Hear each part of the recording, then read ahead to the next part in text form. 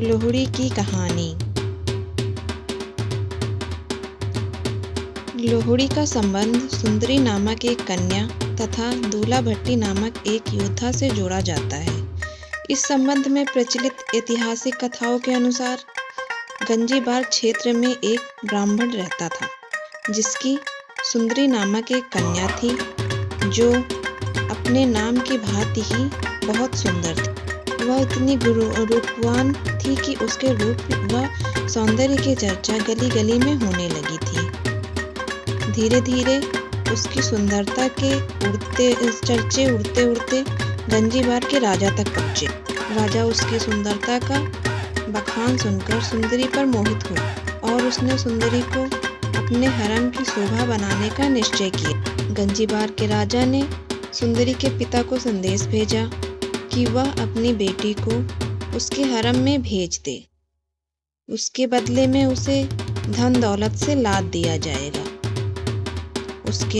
उसने उस ब्राह्मण को अपनी बेटी को उसके हरम में भेजने के लिए अनेक तरह के प्रलोभन दिए।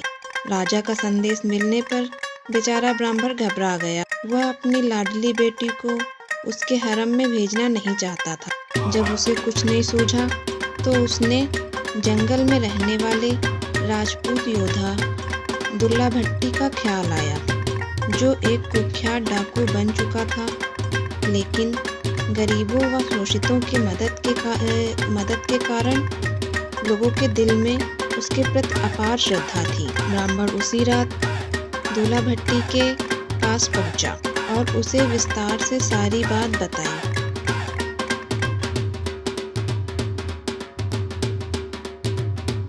दूल्हा भट्टी ने ब्राह्मण की व्यथा सुन उसे सांत्वना दी और रात में ही खुद एक सुयोग्य ब्राह्मण की खोज के लिए निकल पड़ा। दूल्हा भट्टी ने उसी रात एक योग्य ब्राह्मण लड़के की तलाश कर सुंदरी को अपनी ही बेटी मानकर अग्नि को साक्षी मानते हुए उसका कन्यादान अपने ही हाथों से किया और ब्राह्मण युवक के साथ सुंदरी का रात ही में विवाह कर दिया। उस समय दूल्हा भट्टी के पास बेटी सुंदरी को देने के लिए कुछ भी नहीं था, अतः उसने तिल व शक्कर देकर ही ब्राह्मण युवक के हाथ में सुंदरी का हाथ थमाकर सुंदरी को उसकी ससुराल विदा कर दिया। गंजीबार के राजा को इस बात की सूचना मिली तो वह आग बबूला हो उठा। उसने उसी समय अपनी सेना का खात्मा करने का आदेश दिया। राजा का आदेश मिलते ही सेना दूल्हा भट्टी के ठिकाने की ओर बढ़ी, लेकिन दूल्हा भट्टी और उसके साथियों ने अपनी पूरी ताकत लगाकर राजा की सेना को बुरी तरह धूल चटा दी।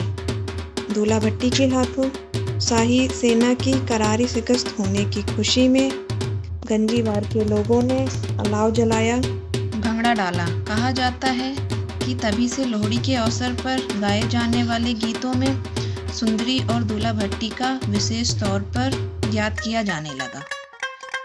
तो दोस्तों, यह थी लोहड़ी की कहानी। आशा करती हूँ यह कहानी आपको पसंद आई होगी। अगर कहानी पसंद आई हो तो प्लीज़ मेरे चैनल को लाइक, शेयर और सब्सक्राइब करें। Thank you. Bye bye.